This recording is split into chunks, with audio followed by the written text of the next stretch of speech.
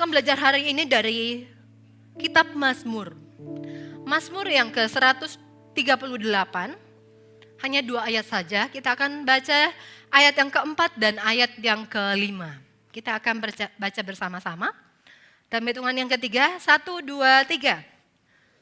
Semua raja bumi akan bersyukur kepadamu ya Tuhan, sebab mereka mendengar janji dari mulutmu. Mereka akan menyanyi tentang jalan-jalan Tuhan, sebab besar kemuliaan Tuhan. Katakan amin.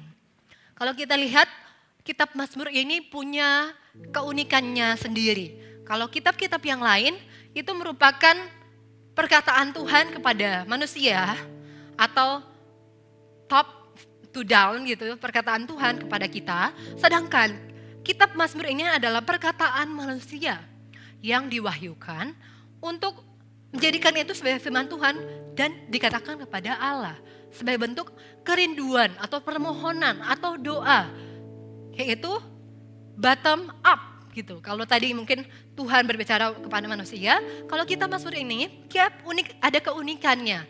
Dia itu berbicara mengenai kita, manusia, kepada Tuhan. Sebagai bentuk bagaimana kita mau bersekutu dengan Tuhan. Kerinduan seorang manusia untuk bersekutu dengan Tuhan. Bukan hanya sebatas kita bilang Tuhan gini-gini, tapi gak ada makna. Tapi kita dari hati, bahkan penulis-penulis Mazmur ini, Daud ini adalah tokoh penulis kitab Mazmur yang terbanyak. Dia menulis kitab Mazmur ini sebanyak 73 kali. Sedangkan ada yang lain juga. Ada Bani Asaf, dia menuliskan sebanyak 12 kali. Dia adalah seorang Lewi, tapi keluarganya ini dipenuhi dengan nubuatan, punya skill di area musik gitu. Kemudian ada juga Bani Korah, dia menulis kitab Mazmur ini sebanyak 10 kali. Dia juga punya skill gitu ya di dalam nubuatan bahkan musik.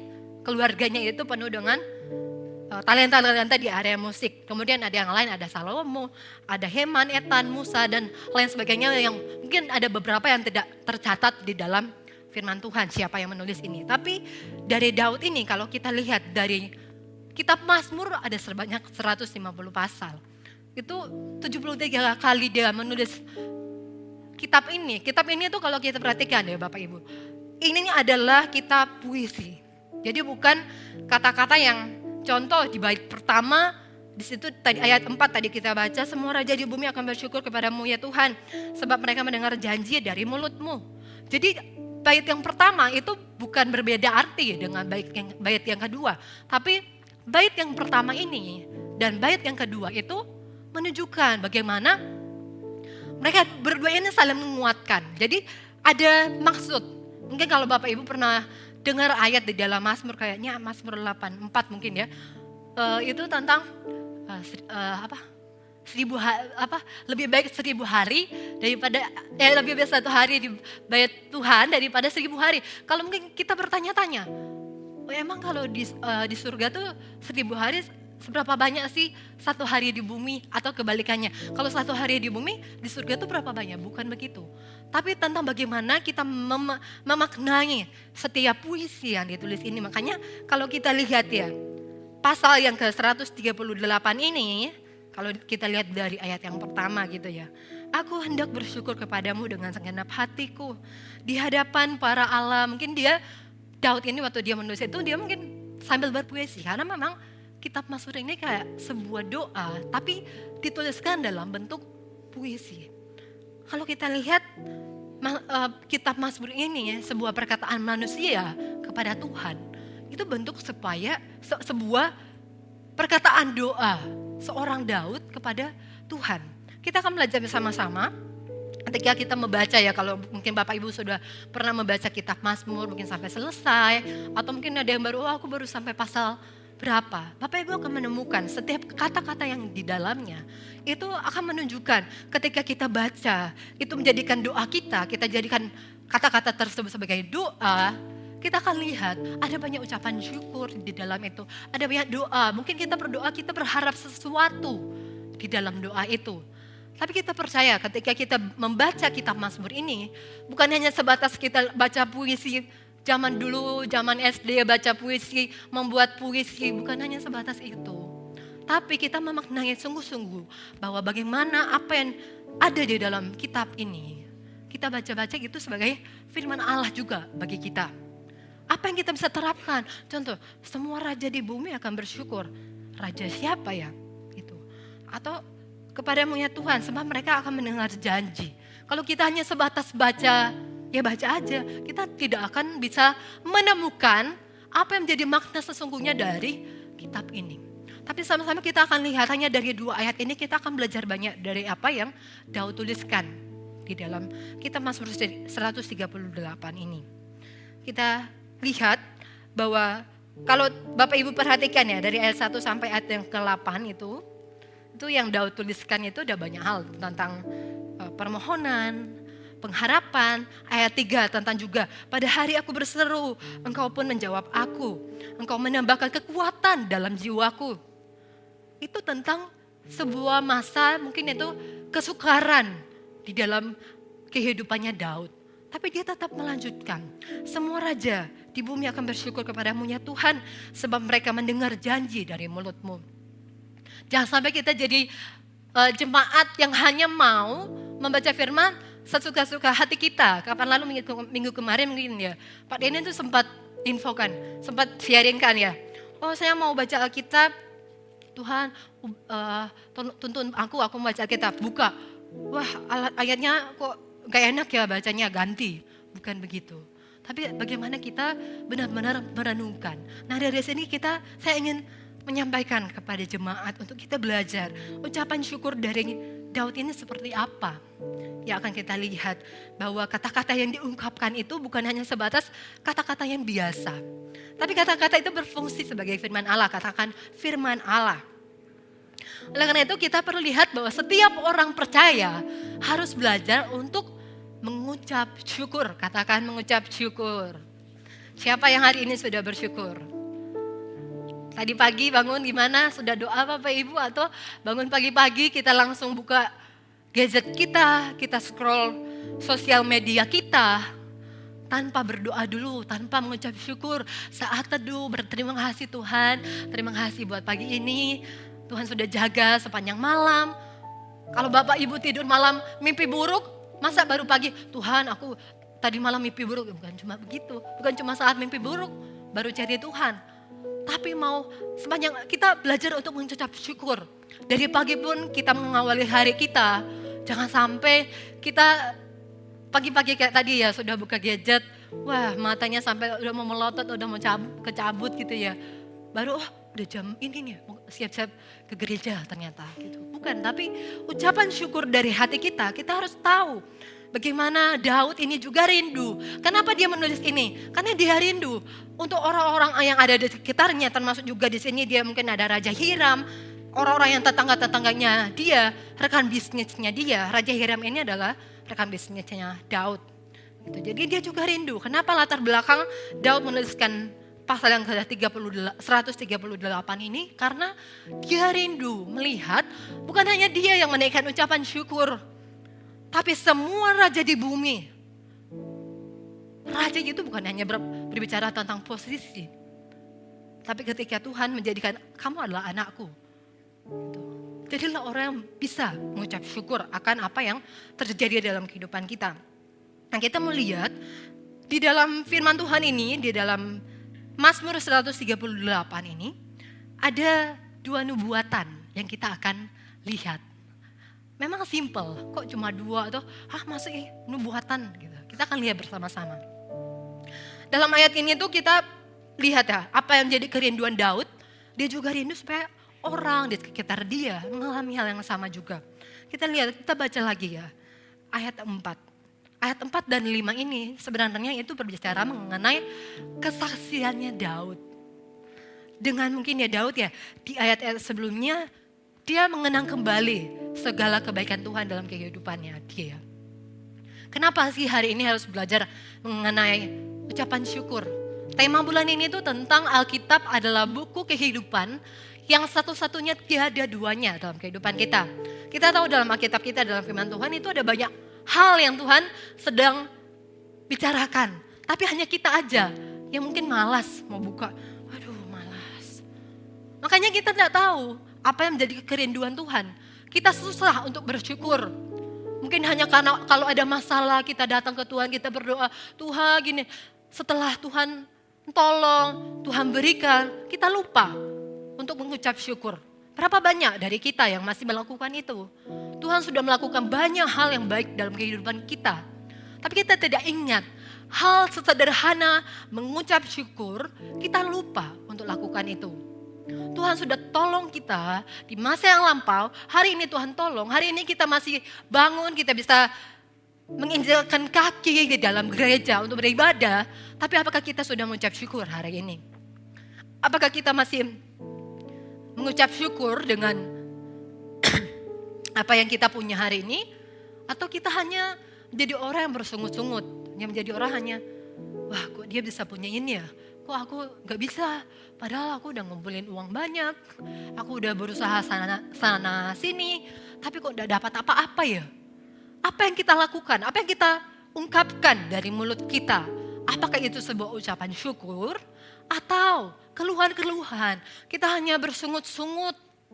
Coba kita lihat apa yang Daud teladankan ini, itu sangat baik.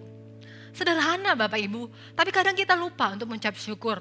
Kadang kita terlalu banyak atau terlalu pusing untuk membandingkan dengan apa yang ada di sekitar kita. Kok bajunya bagus ya? Wah gini, aku udah bilang ke mama lagi, atau aku udah bilang suamiku, tapi suamiku gak mau beliin. Gimana gitu? Apakah kita terlalu banyak keluhan? Kita tahu gak kita mungkin, atau ada di antara Anda yang mungkin belum menikah, masih bergantung sama orang tua mungkin. Mungkin ada yang berpikir, pernah enggak Anda berpikir kalau orang tua Anda, contoh yang Anda belum bekerja, atau Anda bekerja tapi mungkin pendapatannya mungkin belum banyak atau seperti apa, pernah Anda berpikir enggak kalau orang lain itu juga mungkin rindu gitu, pengen ada di posisi Anda. Kadang kita lupa, kita hanya pusing, mengeluh, bersungut-sungut, tapi kita lupa orang lain juga ternyata pengen ada di posisinya kita. Orang lain ternyata bahwa aku pengen punya baju sama kayak dia gitu. Atau punya sepatu kayak dia. Tapi kita terlalu banyak keluhan. Wah sepatuku udah begini, udah kotor nih. Karena malas nyuci akhirnya aku mau beli sepatu baru aja. Tapi ternyata contohnya orang tua masih struggle contohnya. Masih juga butuh menata keuangan dan sebagainya. Pernah kita berpikir seperti itu? Apakah ucapan syukur itu hari ini mudah untuk kita sampaikan atau sulit? Hanya banyak dengan keluhan, hanya banyak dengan bersungut-sungut. Belum tentu orang yang kaya juga pernah mengucap syukur, belum tentu. Kadang kita juga perlu belajar dari orang-orang yang ada di sekeliling kita. Hal ucapan syukur itu ucapan syukur dari hati. Kalau ketika kita punya ucapan syukur, ketika kita punya hati yang bergembira, orang lain pun akan melihat itu. Wah, kok bisa ya orang kayak ini loh. Dia walaupun mungkin ya enggak banyak sih yang dia punya, atau enggak seberapa sih yang dia punya, tapi lihat tuh. Dia bawa apa yang dia punya, dia berikan sama Tuhan. Atau apa yang dia punya dia syukuri. Makannya cuma nasi, tempe, telur, tapi dia bersyukur loh untuk itu. Dia berdoa, Tuhan terima kasih untuk makanan hari ini. Mungkin ada orang di luar sana yang sudah sangat kekurangan, dia akhirnya mencari makan aja susah. Tapi kita punya makanan, mengeluh. Maunya apa? Orang luar bilang, apa kasih hati mau jantung gitu. Terlalu banyak bersungut-sungut, terlalu banyak keluhan yang keluar dari mulut kita. Nah, mari kita lihat dua nubuatan yang Daud sampaikan melalui ayat 4 dan 5 ini. Di balik setiap puji-pujian yang dia naikkan kepada Tuhan. Mari kita lihat. Yang pertama, nubuatan yang dia bilang ya. Di ayat 4, semua raja di bumi akan bersyukur kepadamu ya Tuhan. Sebab mereka mendengar janji dari mulutmu. Coba Bapak Ibu perhatikan, kata apa yang buat itu sebuah nubuatan. Di ayat ini ada kata-kata, semua raja di bumi akan bersyukur. Kata akan itu, tadi juga saya di umum 1 sempat sampaikan ada kata akan gitu. Akan itu berarti belum terjadi, tapi akan terjadi. Ketika Daud bilang, ketika dia menaikkan sebuah puji-pujian, dia melihat bahwa penyertaan Tuhan, kebaikan Tuhan yang ada dalam kehidupannya, sepanjang hidupnya, walaupun dia mungkin ada di masa kelam, di masa terendah dia dia tetap menaikkan ucapan syukur. Dan dia rindu supaya orang lain juga merasakan hal yang sama. Dia menubuatkan, semua raja di bumi akan bersyukur. Katakan akan bersyukur. Bersyukur kepada Tuhan karena mereka mendengar janji daripada Tuhan. Nubuatan yang pertama, bahwa raja-raja, bahwa Anda semua akan bersyukur karena janji Tuhan yang Anda dengar. Katakan amin. Percaya ada janji Tuhan yang Tuhan akan sediakan dalam kehidupan Anda. Ketika hari ini Anda mendengar hal ini, jangan jadikan itu hal biasa. Tapi imanilah, ketika Tuhan pernah menjanjikan sesuatu dalam kehidupan Anda, belajar terlebih dahulu mengucap syukur. Kenapa? Walaupun kadang kadang orang itu sulit untuk mengucap syukur. Kenapa? Contoh, dia belum melihat janji Tuhan, dia tidak percaya, dia tidak mengimani. Yang dia lakukan hanyalah apa? Bersungut-sungut yang tadi. Kata-kata yang keluar adalah kata-kata yang tidak enak untuk didengar. Wah, selalu begini. Tuhan, kenapa toh aku alami ini? Aduh, gini meneh apa semua. Apa meneh sih orang bilang, apalagi sih yang terjadi ini. Banyak keluhan gitu yang terjadi dalam kehidupan Anda sehingga Anda lupa. Nah, Daud tuh melalui firman Tuhan ini, walaupun ini sebuah puisi ya, tadi saya sampaikan ini sebuah puisi, tapi jadikan puisi ini, doa ini sebagai iman juga, janji Tuhan. Oh iya, firman Tuhan bilang apa ya? Kamu akan bersyukur. Imani semua raja itu ya mungkin pada zaman itu raja. Pergaulannya Daud ini raja-raja ya. Saat ini mungkin kita baca firman Tuhan ini. Mungkin di kamar saat teduh kita atau saat ini kita dengar semua raja di bumi akan bersyukur. Ya Tuhan, aku mengamini. Aku yakin aku pasti akan mengucap syukur, bergembira. Karena aku sudah mendengar janji-Mu. Walaupun saat ini mungkin janji Tuhan belum Anda lihat atau belum tergenapi. Tapi lihat dulu, Daud bilang bahwa raja-raja, bahwa mereka akan bersyukur karena janji Tuhan yang mereka dengar. Katakan amin. Apapun janji Tuhan yang Tuhan pernah taruh dalam hati Anda, yakini dan percaya, imani. Tuhan, selagi aku menantikan janji-Mu, mungkin aku belum dengar, mungkin belum tergenapi. Tapi aku memutuskan untuk aku mau mengucap syukur. Walaupun tidak mudah keadaanku, walaupun proses yang Tuhan izinkan itu banyak, tidak mudah. Mungkin ada di saat kita merasa down banget, ada di rasa kita merasa ada di puncak, tapi jangan pernah merasa kayak puas dengan apa yang kita punya. Orang yang cepat puas itu gak akan pernah bisa mengucap syukur. Kalau dia merasa, wah akhirnya aku sudah mendapatinya, akhirnya aku juara 1, akhirnya aku bisa beli mobil ini, mobil itu, beli rumah 3 tingkat, 4 tingkat gitu. Jangan cepat puas, tapi ajari dulu hati Anda untuk diproses sama Tuhan di area apa? Mengucap syukur. Karena gak banyak orang di luar sana yang mudah untuk mengucap syukur. Kadang kita merasa hal biasa aja, susah mengucap syukur, keluhan, bersungut-sungut. Ya udahlah, gak mau gini. Jangan Bapak Ibu, tapi lihat nubuatan yang Tuhan bilang. Melalui yang Daud bilang kepada Tuhan, semua raja di bumi akan bersyukur karena janji yang mereka dengar. Itu makanya bait yang pertama sama bait yang kedua itu adalah saling menguatkan. Bukan antara kayak tadi ayat yang lebih baik 1 hari gitu daripada 1000 hari.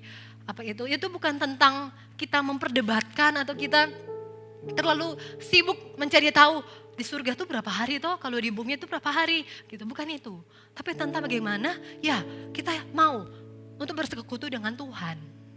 Bukan tentang kita memperdebatkan atau mungkin ketika Bapak Ibu baca ini maksudnya apa ya, atau apalagi kitab-kitab yang lain gitu, yang ulangan, bilangan itu banyak keturunan apa semua.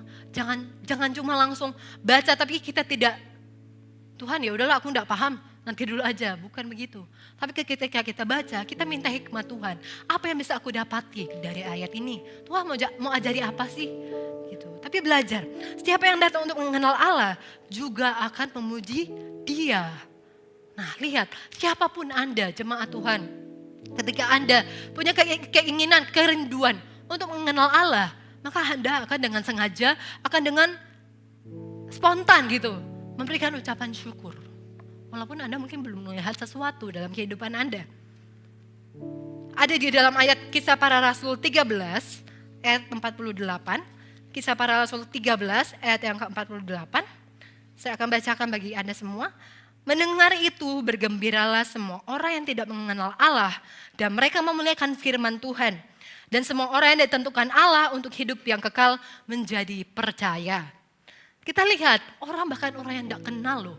Orang yang mungkin dia tidak tahu kebaikan Tuhan seperti apa. Orang di luar sana atau bahkan kita orang yang sudah lama Kristen, sudah lama mengenal Tuhan. Kita yakini ketika kita belajar bergembira, mengucap syukur kepada Tuhan, walaupun mungkin ya belum tahu apa yang akan terjadi. Atau kita mungkin tahu, janji Tuhan tuh Tuhan pernah berbicara kepada saya. Tuhan pernah bilang Tuhan akan berjanji untuk gini. Imani itu, yakin nih, selagi itu masih sesuai dengan firman Tuhan. Kecuali Anda bilang, Tuhan janjikan akan membuat orang itu sakit. Pertanyaannya, benarkah itu dari Tuhan? Atau dari diri Anda sendiri karena Anda benci sama si A, Anda pengen dia, sakit aja lah. Dia terlalu gini, banyak gaya dia. Begitu. Jadi akhirnya terlalu banyak keluhan. Akhirnya terlalu banyak hal yang mungkin bukan apa yang menjadi kerinduan Tuhan. Itu yang kita lakukan malahan. Jangan jadi seperti itu. Tapi naikkanlah ucapan syukur. Siapa yang punya kerinduan untuk datang kepada Tuhan, dia pasti akan datang dengan ucapan syukur. Bukan hanya sebatas ada maunya. Jangan sampai kita datang ke orang, ke pemimpin, apalagi ke Tuhan. Hanya karena ada mau. Tuhan, aku berdoa Tuhan. Karena aku pengen ada ini, ada itu. Tuhan aku minta ya Tuhan, gini. Baru mengucap syukur. Bukan seperti itu. Tapi kita belajar. Jangan sampai menjadi orang yang susah bersyukur hanya karena kita belum melihat apa yang menjadi janji Tuhan di dalam kehidupan kita. Katakan amin. Nah hari ini kita belajar sama-sama bahwa nubuatan ini, apa yang Daud nubuatkan pada waktu itu, kita juga sama hari ini, kita terima dengan iman. Ya, aku akan bersyukur. Walaupun mungkin aku belum melihat janji Tuhan, aku akan bersyukur. Aku tidak mau mengeluh dengan keadaanku. Aku tidak mau mengeluh. Walaupun mungkin sekarang keuanganku pas-pasan. Tapi aku tidak mau mengeluh. Aku mau tetap mengucap syukur. Karena Tuhan baik. Dia terlalu baik dalam kehidupan kita. Jangan sampai kita terlalu banyak sering mengucapkan kata-kata yang semuanya hanya sebatas keluhan. Atau kata-kata yang merendahkan orang lain. Gitu. Jadi belajar. Untuk supaya ya aku terima nubuatan ini, aku terima janji Tuhan dalam kehidupanku. Tapi sebelum aku terima pun aku mau belajar untuk bersyukur. Karena ketika aku terima ya bahkan Tuhan bilang, Daud bilang di sini, kamu akan bersyukur. Tenang aja, ketika kamu mendengar janji Tuhan, kamu pasti akan bergembira. Setia dulu aja dalam prosesmu, walaupun gak mudah, walaupun up and down. Belajar terlebih dahulu bersyukur, katakan bersyukur. Karena kita percaya ya ucapan syukur itu dibangun oleh kesadaran diri kita bahwa kasih Tuhan itu begitu besar dalam kehidupan kita. Kita sudah menerima kasih karunia itu yang menyelamatkan kita. Ngapain kita masih harus bersungut-sungut itu tadi ya. Kata-kata kita tuh malah tidak membangun. Malah orang dengar kok terlalu. Jujur ya saya nih tipe orang yang kalau dengar orang terlalu banyak bersungut-sungut, saya risih sendiri. Karena buat saya itu tidak nyaman.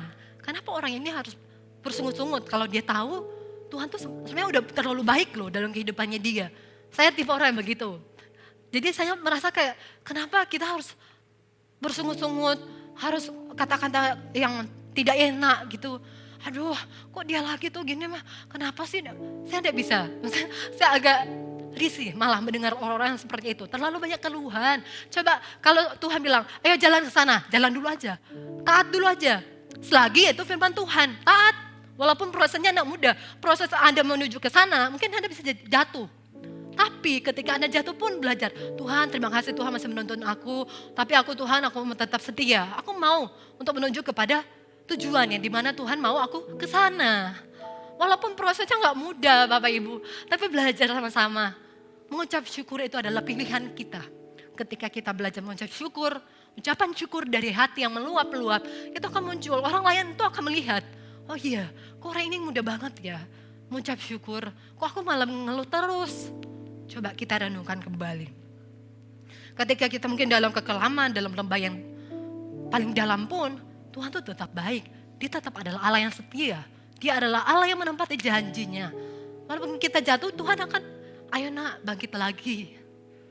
Itu pun harusnya kita mengucap syukur. Tuhan, terima kasih ya Tuhan. Tuhan masih mau manggil aku, masih mau menuntun aku. Walaupun aku keras kepala. Pada zaman itu bangsa Israel adalah bangsa yang tegar tengkuk, keras kepala.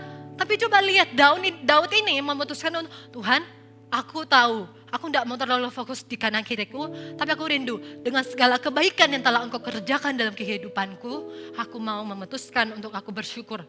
Dalam masa-masa kesukaranku pun, aku mau mengucap syukur. Karena apa? Janji Tuhan tuh udah didengar sama Daud, walaupun sekarang ini belum terjadi. Tapi iman nih, ya janji Tuhan tuh dengar, kata dengar di sini tuh bukan berarti kita dengar secara audible ya kan.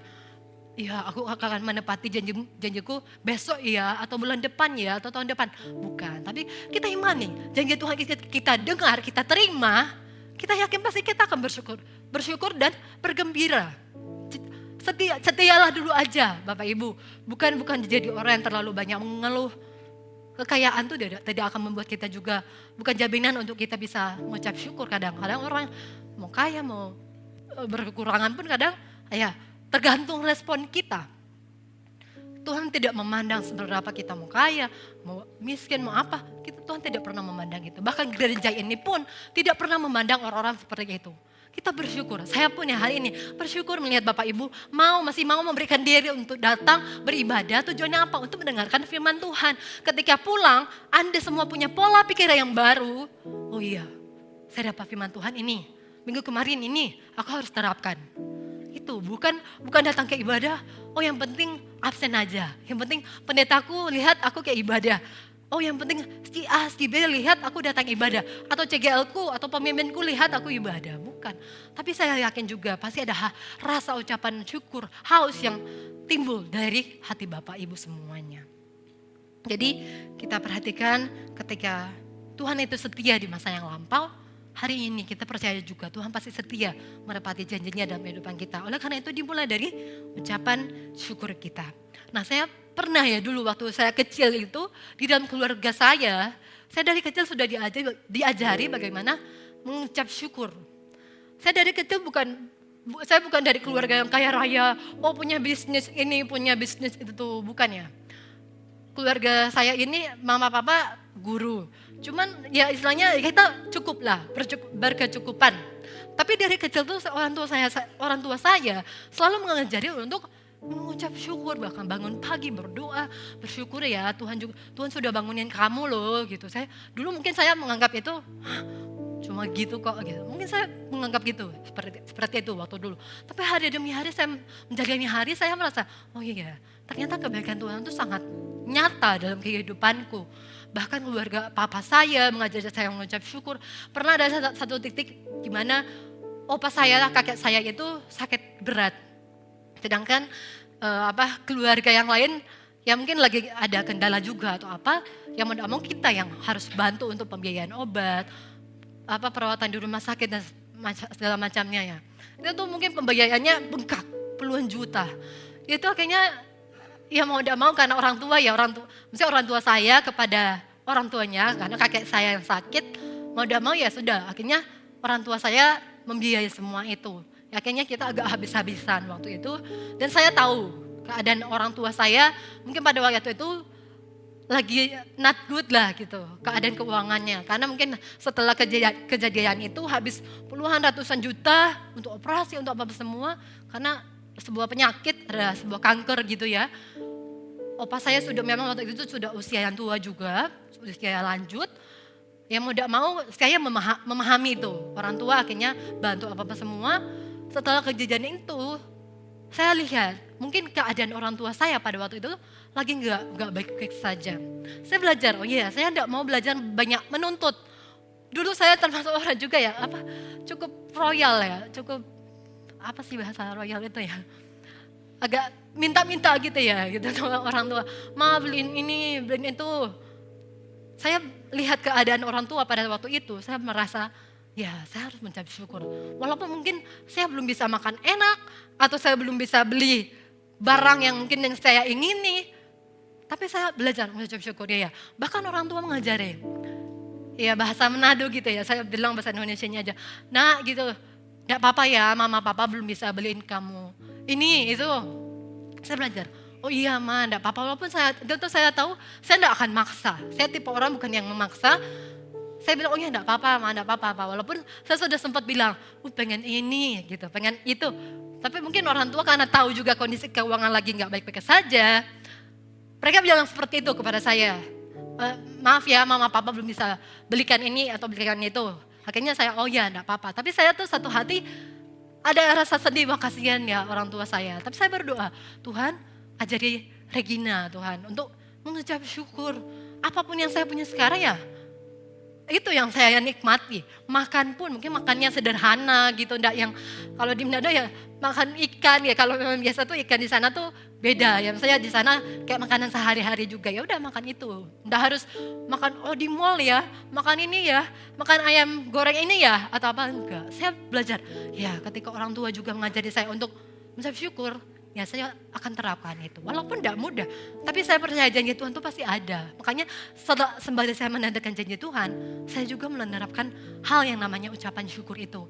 Karena memang tidak mudah untuk mengucap syukur. Kadang kita hanya mengeluh dan mengeluh. Bersungut-sungut kepada Tuhan. Tanpa kita mengetahui, mungkin orang lain kayak tadi, pengen juga ada di posisi kita. Atau bahkan kita tanpa mengetahui, orang tua kita ternyata lagi dalam keadaan yang tidak baik saja. Tapi kadang kita menuntut, Ma, Pa, aku mau ini, HP baru ya, temanku HP-nya ini, ganti itu, ganti ini. Kita harus belajar mengucap syukur.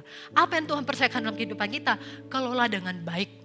Tanpa harus bersungut-sungut, katakan tanpa harus bersungut-sungut. Ya, yang kedua, nubuatan yang kedua. Mereka akan menyanyi tentang jalan-jalan Tuhan, sebab besar kemuliaan Tuhan. Nubuatan yang kedua ini adalah mereka atau Anda atau kita akan menyanyi atau akan bernyanyi tentang jalan-jalan Tuhan. Sebuah nubuatan, kalian tuh akan bernyanyi loh. Jadi setia dulu aja, jangan terlalu banyak sungut-sungut, jangan terlalu banyak keluhan. Bahwa mereka akan bernyanyi tentang jalan-jalan Tuhan.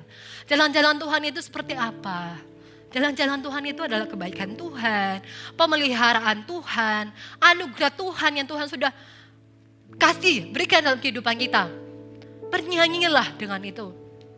Seberapa susah sih kita membangun kehidupan yang selalu mengucap syukur, hati yang mau meluapkan ucapan syukur itu kepada Tuhan. Daripada kita terlalu banyak keluhan, sungut-sungut, nanti lama-lama kita stres sendiri Bapak Ibu. Bahkan itu dalam psikologi pun saya dulu pernah belajar. Ketika orang yang banyak mengeluh, banyak bersungut-sungut, hidupnya itu gak akan ada namanya kebahagiaan. Gimana kalau kebahagiaan mau muncul, ucapan syukur aja kita gak mulai duluan. Gitu. Jadi penting untuk kita belajar mengucap syukur. Bahwa mereka akan bernyanyi tentang kebaikan Tuhan.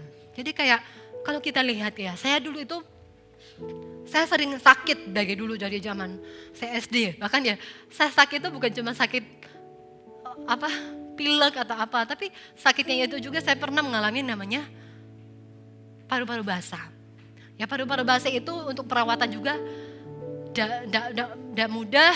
Bahkan enggak murah juga untuk uang yang harus dikeluarkan, biaya yang harus dikeluarkan di sana juga banyak. Bahkan itu juga saya satu detik, ya Tuhan saya enggak tega melihat orang tua gitu. Paru-paru saya tuh selama 6 bulan pun saya harus minum obat full, enggak boleh berhenti, enggak boleh putus. Kalau saya putus, saya harus ulang dari awal. Itu waktu saya SMP kelas 1 atau kelas 2 SMP saya lupa. Itu saya sampai kayak merasa kayak pengen tanda kutip ya, dulu saya sempat mengeluh. Saya bilang, Tuhan saya mending mati aja. Saya sempat bilang gitu sama Tuhan, saya mending mati aja. Saya kesulitan buat nafas ya. Jadi mungkin saya bayangkan orang-orang yang tahun 2019, 2020, 2021 yang kena COVID. Perasaan mereka yang mungkin sesak nafas, merasa kayak, wah susah ya nafas. Saya pernah mengalami itu. Zaman saya kelas 1 sampai kelas 1 atau kelas 2 SMP saya lupa. Dan itu saya harus menjalani perawatan yang cukup intensif ya atau apa ya bahasanya. Selama 6 bulan saya nggak boleh capek, nggak boleh dingin, nggak boleh apa, nggak boleh minum es. Terus harus minum obat 5 atau 6 macam dalam sekali minum sehari 3 kali. Itu nggak boleh putus, kalau putus saya harus ulang dari awal. Karena ya dokter bilang pokoknya kalau putus kayak mungkin proses obatnya atau penyembuhannya gimana, itu akan susah. Makanya harus diulang dari awal. Kalau saya putus, itu saya mengeluh. Waktu itu saya jujur mengeluh. Ini sebuah kesaksian juga buat Bapak Ibu. Saya belajar. Ketika titik saya mengeluh, itu tidak mengubah keadaan apapun. Akhirnya saya malah merasa kayak, wah kok sakit ya, kok susah ya buat nafas ya. Setiap malam tuh papa saya selalu dengerin. Saya bahkan tidak tega juga lihat orang tua tuh tiap malam harus dengerin dada saya gini tuh, dengerin bunyinya gimana, ngit gitu. Tuh bahkan nafas tuh kayak pendek banget. Pernah satu titik saya juga dibawa ke IGD karena udah gak sanggup. Itu oksigennya habis. Itu saya sudah, ya Tuhan mending aku mati ya. Sempat ngomong gitu, sempat mengeluh sama Tuhan. Tuhan aku gak sanggup gitu. Akhirnya satu titik saya sadar bahwa ketika saya hanya keluarkan keluhan-keluhan, saya tidak mengalami apa-apa Bapak Ibu. Tidak ada perubahan situasi yang terjadi. Bahkan dalam hidup saya tidak langsung sembuh. Tapi satu titik saya belajar, Tuhan ajari Regina untuk belajar untuk mengucap syukur dengan keadaan yang saya alami. Walaupun saat itu memang tidak mudah untuk saya alami. Tapi saya belajar, Tuhan itu baik.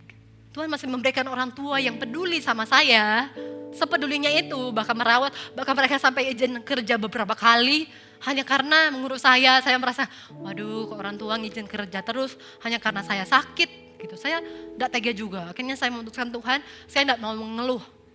Saya lupa ada situasi apa yang membuat saya memutuskan untuk saya tidak mau mengeluh. Akhirnya saya belajar memuji Tuhan. Saya tuh sesak nafas, waktu itu sesak nafas selama 6 bulan itu paru-paru semua putih. Putih dengan setelah di ronsen itu putih karena lendirnya banyak banget di dada. Itu saya sempat berpikir, ya Tuhan cara hilanginnya gimana ya gitu. Walaupun mungkin ada bantuan obat. Tapi akhirnya saya memutuskan, saya mau mengucap syukur kepada Tuhan, karena Tuhan baik. Tuhan terima kasih walaupun saya nafasnya tinggal dikit, misalnya dikitnya tuh, ngik gitu. Jadi saya belajar mengucap syukur, saya masih ada nafas. Kalau nggak ada nafas saya sudah nggak ada. Akhirnya saya belajar untuk mengucap syukur, saya bernyanyi tentang kebaikan Tuhan, tentang pemeliharaan Tuhan. Kalau mungkin Tuhan tidak jaga ya juga orang tua saya, mungkin bisa aja mereka juga sakit, karena jam tidur mereka jadi berkurang. Mereka capek, secara keuangan juga mungkin bisa aja struggle. Kalau Tuhan tidak pelihara, mungkin tidak bisa. Untuk ke dokter juga mungkin susah gitu. Tapi saya belajar Tuhan, ajari untuk mengucap syukur. Walaupun tidak mudah, walaupun saya nafasnya ngik gitu, saya belajar mengucap syukur sama Tuhan. Detik itu, bahkan tidak sampai 6 bulan kalau tidak salah, obat itu lepas dari saya. Dan saya itu mengucap syukur, karena Tuhan itu menyertai saya, memelihara saya. Saya belajar untuk bernyanyi tentang kebaikan Tuhan. Bernyanyi tentang kemurahan Tuhan yang Tuhan berikan dalam kehidupan saya. Ketika kita bergembira, melayangkan setiap puji-pujian kepada Tuhan, kita pasti akan menerima sesuatu juga dari Tuhan. Apapun yang Tuhan izinkan terjadi dalam kehidupan kita hari ini, proses apapun yang berat, yang ringan, belajarlah, bernyanyilah akan kebaikan Tuhan. Kita pasti akan lihat ketika janji Tuhan digenapi, kita pasti akan bersorak-sorai. Wah ternyata Tuhan baik ya, ternyata Tuhan tuh tidak meninggalkan aku. Pemeliharaan Tuhan tuh ada dalam kehidupanku. Tuhan itu tidak jauh ya Bapak Ibu, dalam tantangan pun, dalam masalah pun, dalam bahagia kita, dalam sukacita kita, Tuhan selalu ada. Tapi tinggal bagaimana kita mau mengucap syukur, respon kita itu menentukan.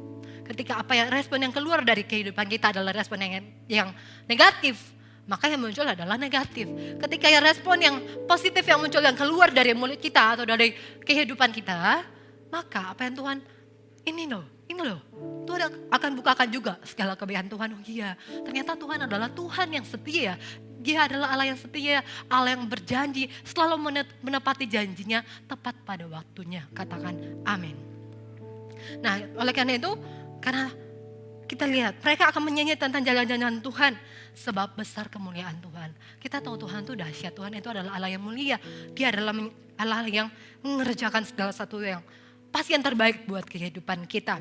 Kalau kita lihat ya, belajar dari Daud ini melalui apa yang diajarkan dalam keterpurukan, dalam masa kelamnya, lembahnya, diajari supaya ketika ada orang di sekitar dia, orang-orang itu juga belajar mengucap syukur.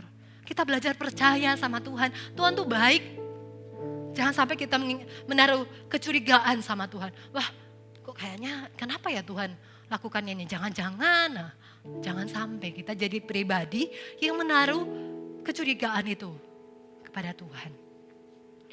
Oleh karena itu, ucapan syukur harus lahir dari hati kita yang kita percaya penuh kepada Tuhan. Tuhan adalah Allah yang setia menepati janjinya. Bahkan dia adalah Allah yang adil. Dia selalu ada di buat kita. Mau kita mau jauh dari Tuhan, dia selalu dekat. Makanya Tuhan bilang, come to me for those who are burdened. Gitu. Siapa yang letih lesu datang kepada aku. Jangan mengeluh. Tapi datang, mengucap syukur, berdoa, bernyanyilah tentang kebaikan Tuhan. Maka kita akan melihat sesuatu yang Tuhan akan kerjakan dalam kehidupan kita. Katakan amin. Oleh karena itu, melalui kehidupannya Daud, kita sadar ya Bapak Ibu, bahwa Daud ini dalam masa terpuruk pun, saya pun alami itu. Sebulan yang lalu saya mengalami sebuah sakit penyakit. Waktu itu saya sakit perut ya Bapak Ibu. Saya sakit perut, kenapa ya kok berapa hari ini sakit perut, kok sakitnya gak enak. Biasa kalau saya sakit begitu ya mungkin apakah lagi mau datang bulan atau apa gitu.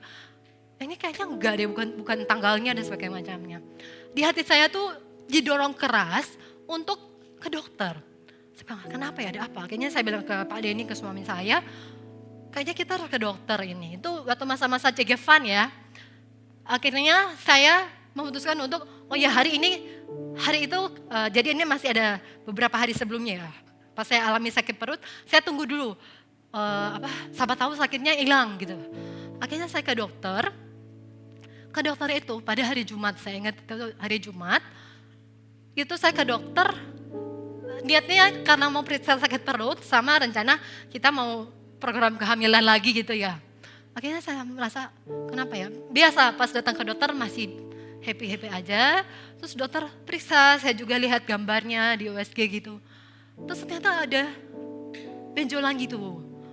Tapi saya enggak bertanya dulu. Terus dokternya, tapi dokternya untungnya santai. Maksudnya calm down gitu ya. Dia enggak yang panik atau dia enggak membuat takut. Ada kista ya Bu. Saya, kista gitu. Wah hati saya langsung kaget. Tapi saya merasa tenang. Paham enggak ya Bapak Ibu? Saya kaget, tapi saya tenang. Kaget ya wajar ya orang kaget gitu. Kista gitu. Kok bisa gitu. Terus akhirnya kista, oh iya gini dicek gini. Sudah akhirnya saya lihat wajah ekspresi suami saya tuh kaget. Langsung flat gitu, kaget, shock gitu. Apa dok? Ya, tapi akhirnya tak bilang, gak usah ditanya dulu gitu. Nunggu dulu aja dokternya nanti menjelaskan dan sebagainya. Menjelaskan. Saya didiagnosa seperti itu ada kista. Memang saya bersyukur ya, ini satu ucapan syukur juga yang saya alami. Saya bisa ketahuan itu lebih awal. Kalau mungkin saya ketahuan lebih lambat, bisa aja dia semakin besar. Walaupun ya saya tidak tahu sih apakah itu secara kedokteran, secara dokter kandungan dan sebagainya macam itu, apakah itu bahaya atau gimana, saya tidak terlalu tahu. Tapi satu hal yang saya syukuri, ketika saya mengalami itu, saya bukan mengeluh. Loh Tuhan, saya sudah melayani Tuhan loh, kok saya sakit begini, atau saya sakit apa. Saya tidak mengeluh. Tapi saya ketika pulang, saya datang ke satu cegevan. Itu pas, saya lupa minggu keberapa ya. Saya datang ke salah satu cegevan, itu lagi nonton film tentang sakit juga ya. Overcomer namanya filmnya. Saya datang ke sana, saya biasa, saya enggak menunjukkan, saya lagi sakit atau enggak. Tapi saya sakit perutnya. Sakit, akhirnya pulang, terus saya nonton film itu, ya saya dikuatkan lagi loh Bapak Ibu. Walaupun saya hati itu kayak enggak tenang gitu, kayak kenapa ya kok gini. Saya sempat enggak tenang, tapi saya belajar memutuskan, you can do it. Maksudnya aku langsung kayak, you can overcome it, kok you can do it. You can overcome it. Aku langsung kayak, iya. Saya nonton itu, saya dikuatkan, akhirnya saya pulang. Dokter, malam-malam itu juga dokter memberitahu hasil, jadi sempat ada cek lab juga, memberikan hasil dari cek lab tersebut. Saya lihat, dokter kasih tahu, ini ada infeksi, ada bakteri ini, ada apa. Saya, kenapa ya? Gitu. Saya sempat bertanya-tanya gitu, kenapa? Ada apa ya dengan kesehatanku pada waktu itu? Saya bertanya seperti itu, tapi saya tetap memutuskan, Tuhan, aku enggak mau bersungut-sungut. Aku enggak mau mengeluarkan kata-kata yang, Tuhan kok kayak gini toh, Tuhan seperti ini kok, gini. Saya tidak memutuskan untuk mengeluarkan kata-kata yang demikian. Tapi saya belajar, ketika saya pulang, di hati namanya manusia ya, kita masih daging ya manusia. Saya sempat khawatir, saya sempat, Tuhan gimana ya. Tapi apa yang saya lakukan? Saya bernyanyi, saya mengucap syukur ketahuan lebih awal. Karena rencana ke depan kita akan program gitu ya, program kehamilan gitu, saya dan suami. Akhirnya saya berucap syukur, Tuhan terima kasih. Walaupun tidak mudah, saya begini, terus akhirnya besoknya. Yang membuat saya heran, besoknya saya ikut CGFan yang lainnya. Di situ ada sebuah setelah sharing gitu, seorang anak kesaksian. Dia bukan kesaksian yang gimana, tapi dia baru ceritakan sih, dia baru menceritakan, ya saya ada pergumulan. Dia ngomong, saya ada pergumulan, saya ada kista, masa kaget, kok sama gitu. Maksudnya ada apa ya, kok bisa sama dengan orang ini. Saya ada kista, orang ini kistanya 3 cm, saya ya 1 cm. Tapi ya tetap ya, maksudnya ada, saya pertama kali tahu saya pun ada perasaan khawatir. Tapi saya tidak mengeluh. Saya kaget, Tuhan kenapa ya, kok Tuhan saya datang ke CG selanjutnya, besok harinya, kok bukan kesaksiannya, cerita dari orang ini sama gitu, ada apa sih Tuhan gitu.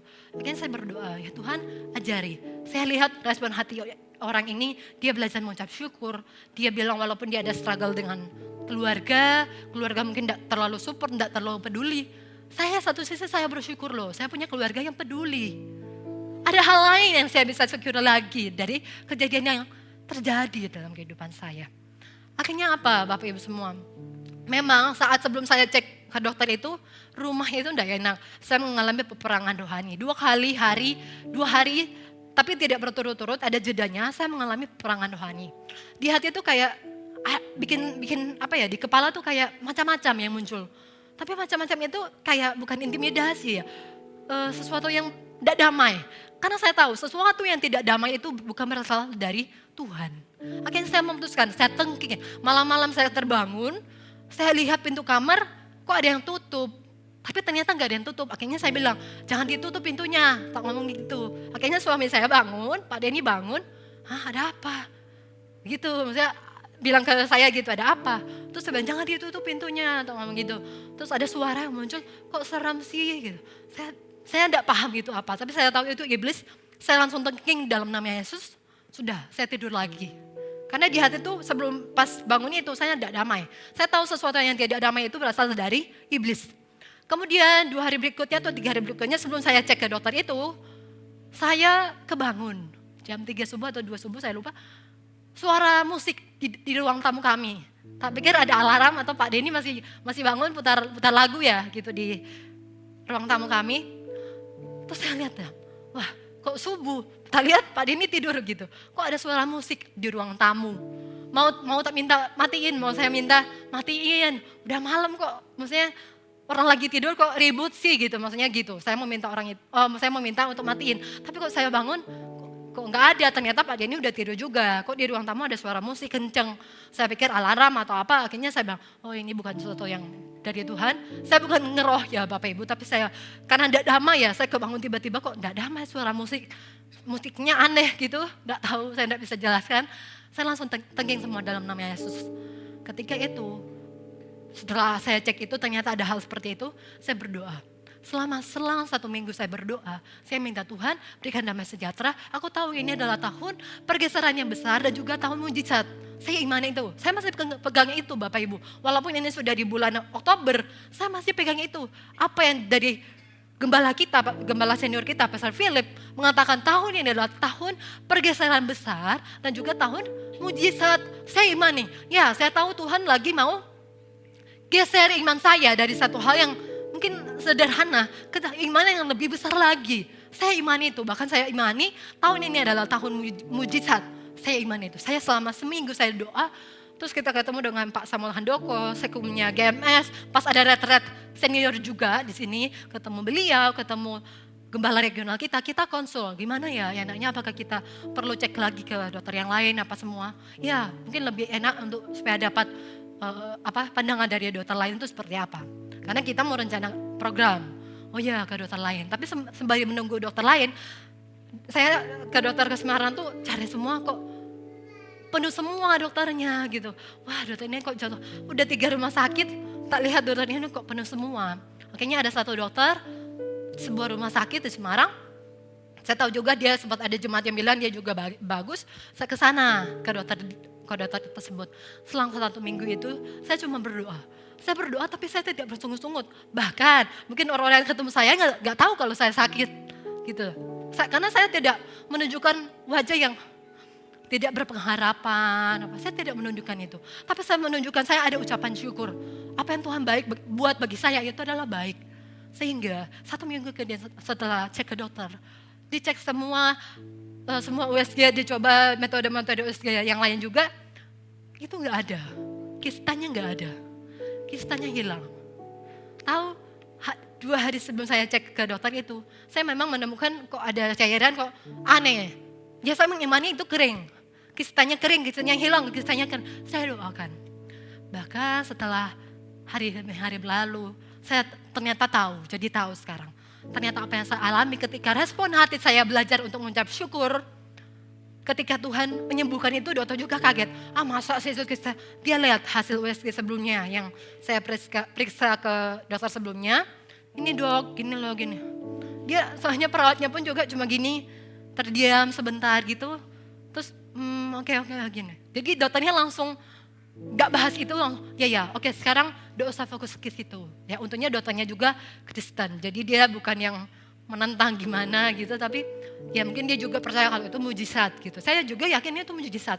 Karena ya istilahnya saya enggak tahu juga perdokteran gimana, tapi saya yakin ketika respon hati kita benar di mata Tuhan, kita belajar untuk mengucap syukur, Tuhan tuh pasti akan sediakan hal-hal apa yang kita bisa dapati. Kita bisa belajar, oh iya ternyata melalui proses ini, ternyata melalui apa yang saya alami, saya harus belajar untuk mengucap syukur.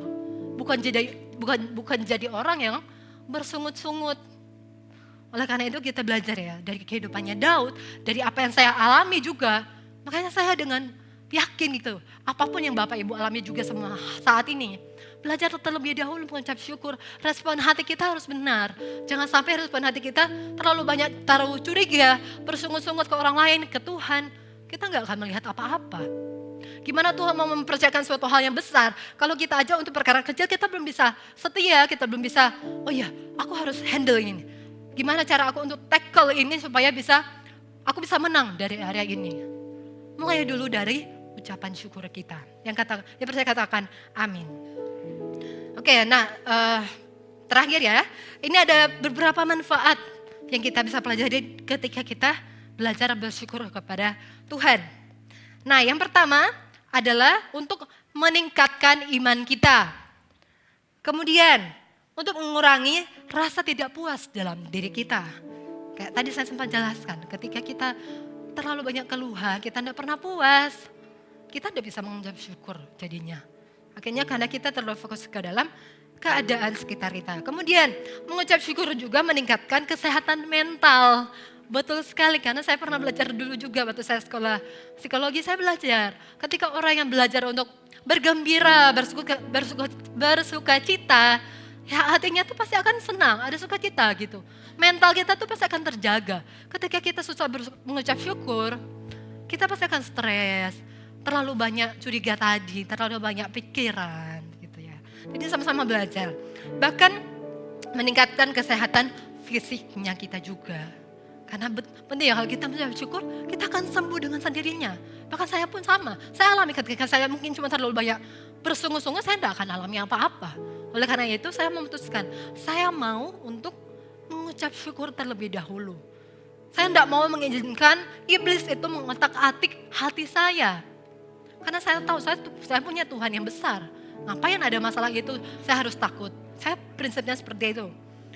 Terus kemudian ucapan syukur juga manfaatnya menemukan rasa empati dan kepedulian. Ketika kita punya apa yang kita punya, kita mengucap syukur, kita bisa punya. Oh ya aku mau memberkati si A. Ya mungkin dia belum bisa alami apa yang aku alami, tapi aku mau memberkati dia. Aku bersyukur dengan apa yang aku punya, Tuhan aku mau memberkati orang ini. Kita bisa punya rasa empati, bahkan kepedulian ke orang lain. Kemudian selanjutnya meningkatkan kualitas hubungan sosial. Karena sosial, fisik, mental itu adalah bagian yang satu dalam kehidupan kita sebagai seorang manusia. Oleh karena itu, mari sama-sama Bapak Ibu belajar untuk mengucap syukur dalam segala hal apapun yang kita alami. Walaupun prosesnya tidak mudah, sama-sama kita percaya untuk mengucap syukur itu tidak sulit. Katakan tidak sulit. Amin. Nah, ada dua hal ya dari apa yang Alkitab ajari tentang mengucap syukur. Dua hal yaitu yang pertama mengucap syukurlah karena Tuhan setia pada janjinya. Yang percaya katakan amin. Yang kedua bernyanyilah tentang kebaikan Tuhan sebab Tuhan layak dimuliakan. Katakan amin.